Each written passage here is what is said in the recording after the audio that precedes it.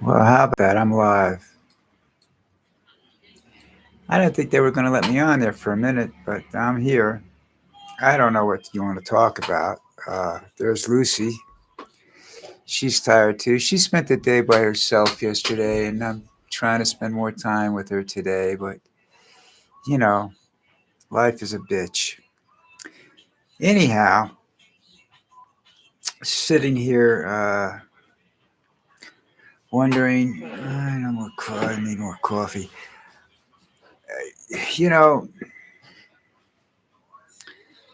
the similarities stop when you look back to the 1930s and how fascism approached and what's happening here, because it took days for the news to get to people back in those days, 1930s, right? You had radio, but not everybody had a radio, and the radios weren't available all over a country.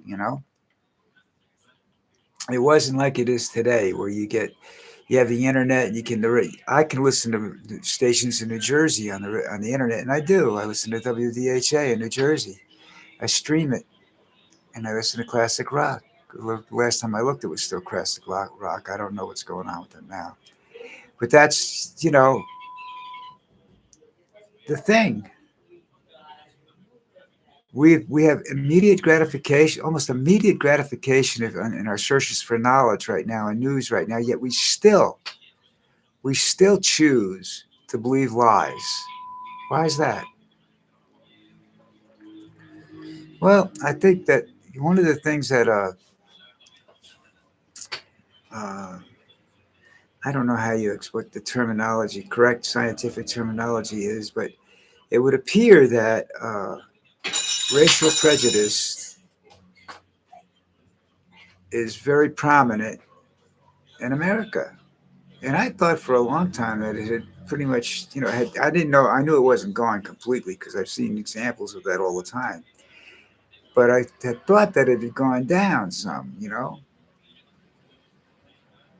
And I was happy for immigration and stuff like that because it exposed us to more people, different cultures, different foods, different ways of thinking about things. And none of that seems to matter to a great many people. They want white. That's what they want. And you got this trillionaire, zillionaire, whatever you want to call him, Musk, who's a white nationalist to the nth degree. He wants this country to be like South Africa was before apartheid was dismissed. But apartheid didn't work. That's what people don't understand. It doesn't work. If you want to survive as a people, as a human race, that's the only race you should have to worry about is the human race, not the black race, Puerto Ricans, whatever. The human race. If the human race is to survive, there's not going to be one superior race. We're going to have to work together. From the lowliest race, the lowliest, smallest little country full of people, let's say in our world, and yeah, it would be Hawaii, to the largest, which is China. We're all going to have to learn to get along, to work together to achieve certain purposes. And if we can't do that, the human race is destined for extinction, like so many other races that might or might not have been existing on this planet. All right, but you've seen societies crumble and disappear. Why? Because of bullies, because of racial inadequacies. You just can't do this. You just can't live like that. It's an impossibility. Trump wants to be all the rich people to be in charge and whatnot. That's fine so long as they have empathy and they're willing to do some compromising. They're not. All right, the rich people in today's world, and I guess it was the same back then, want all the power and all the glory and all everything. Trump gets no glory for anything. Trump is going to get blamed for the failure when this society that we see collapses, just like all the others in the past have collapsed for some reason or another. We're going to be able to do something that the other races that we couldn't do when we researched the fall, like Egypt and other things like that. We're going to be able to pinpoint the blame on one individual, Donald Trump. Is he responsible completely? No, he's not responsible completely. But he's out there mouthing off, and he's the one that's going to get the blame. Not going to get the blame for what he thinks is going to happen. He's going to get the blame for what is going to happen. So, deal with that on a Monday morning. Oh, God. I'm late and I don't really care about it so much today. I'm so damn tired. It was such a rough, it's it was a 45-minute drive to my the restaurant that people chose, and the restaurant was definitely worth the drive. The food was excellent. The chef was excellent. I'm looking around. There's like 30 people in the place, and I'm going, "How's this place surviving?" They got music and everything. It's 12 o'clock. It's 2 o'clock in the afternoon, and the place is half empty or all empty. I don't know what goes on in that place at night. I don't know whether my family does either, because they said that they were there the last time they were there. There was even less people, and part of the people that were there were you had.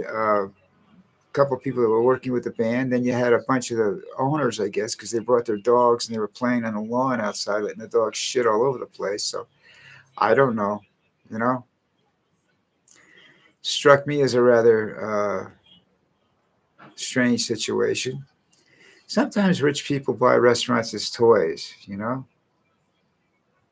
mean, this one might be a laundering system, but I doubt it. It doesn't have enough business to launder.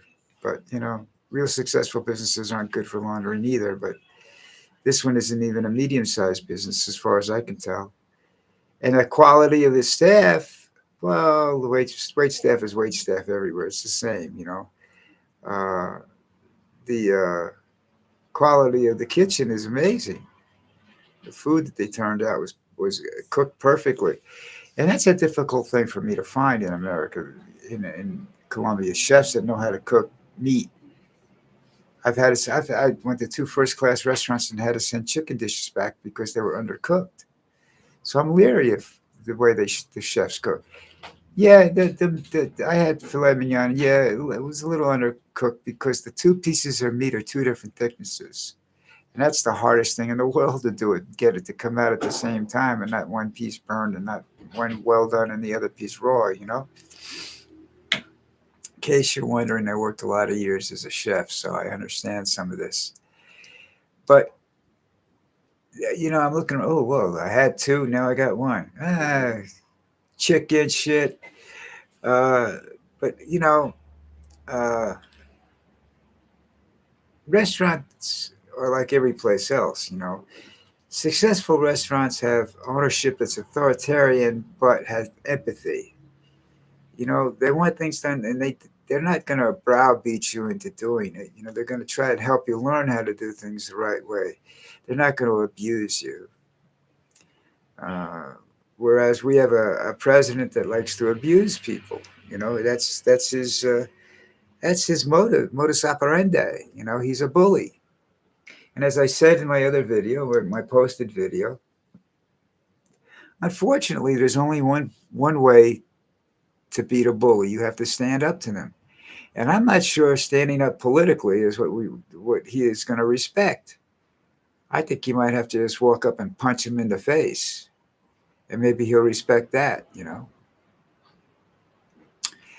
All right, this is not going to be long today because I'm telling you, I'm not long for this day. Tired, sore. That was the only problem I had with that restaurant is that it gets cool in there and food cools down very fast. But I gotta tell you, they served me a birthday cake that was exactly like a friend of mine serves in his restaurant, like a molten cake. It was just absolutely wonderful. And the garlic sauce that they gave me, like the garlic tip that they gave me with the steak, best I've had down here. This guy knew what garlic was supposed to taste like. This was just amazing. These guys were really good. And apparently the food is that they do a vegetarian or something similar to that, a fake meat deal or something like that. And my in-laws loved it. My son-in-law, who's a I don't know, vegan, or I think he's a vegan. He loved it. His wife loved it. The kids had a good time. it was a nice day, and then we went back and we sat in their house. They have a nice little apartment down here. It's pretty cool. And I hadn't seen Lucas in about 5 years or so, like that. No longer than that. Prior to Lucy, prior to Antonio, Luca. Luca's a dog they adopted whose front legs go like this. I don't know how old this dog is. They say he's like 16 or something like that. Supposedly he can't see. Supposedly he can't hear anymore. But he and I got along all right. He'd come over, put and I'd scratch his head because all dogs. I read someplace when you scratch these dogs, when you scratch a dog behind the ears, it's like you put them into this euphoric state, and it seems to work with all dogs. I had like this morning, I had Oliver, this big giant Somali, I call him, and he's a white dog, beautiful dog, Lucy's boyfriend. And I started to scratch him behind the ears, and he just sat there and he didn't want to leave. That's just, I got to touch them. These dogs just love me. All animals, most animals aren't afraid of me. I mean, I don't like all animals. I don't like skunks, but they're not afraid of me or anything like that. And they don't bother me. I don't bother them, and they don't bother me. That's kind of the agreement we have. If you're a pain in the ass animal, don't come around me. Squirrels like to come down and cheat and play around me. Animals that are afraid of prey animals come and play around me. So which of course attracts the prey animals like the hawks and whatnot that come and hang out around me. So I don't know. I'm just good with animals, and I'm happy that I can do that. You know, because sometimes animals are the only people I get to talk to that day. So they listen. They don't criticize. They don't critique. They just listen. And this little tired girl over here is one of the best listeners ever. Right, right, Lucy? Yeah. See the tail? She hears me. You can't see the tail start. When you mention her name, her tail starts going like this. She just loves to hear you call her because she thinks something's coming after that. I don't know what. All right, listen up. Find the subscribe button. Hit the subscribe button. Let's get going on this. Let's get some people in there. Gonna be some changes made. I don't know what they're gonna be, but it's a new year. You got to do something to change things. Got to break up the monotony or something. Anyhow, but right now everything's status quo. We'll keep it that way. All right. So listen, thanks for listening today if you are, and watching if you're doing that. And I know it's short, but what do you want from me? I'm tired and I haven't got anything to talk about. News cycle was kind of bad. Go with the football games, and there's a great game tonight, college football. If you love college football, and I do, it's a great game tonight in Indiana versus Miami. But with the scandals going on in the betting world, who knows if it's a legitimate game or not? But it should be a good game one way or the other. Anyhow, if you look at it strictly from an entertainment point of view and you're not betting on it. All right, everybody have a great day. Talk to you mañana.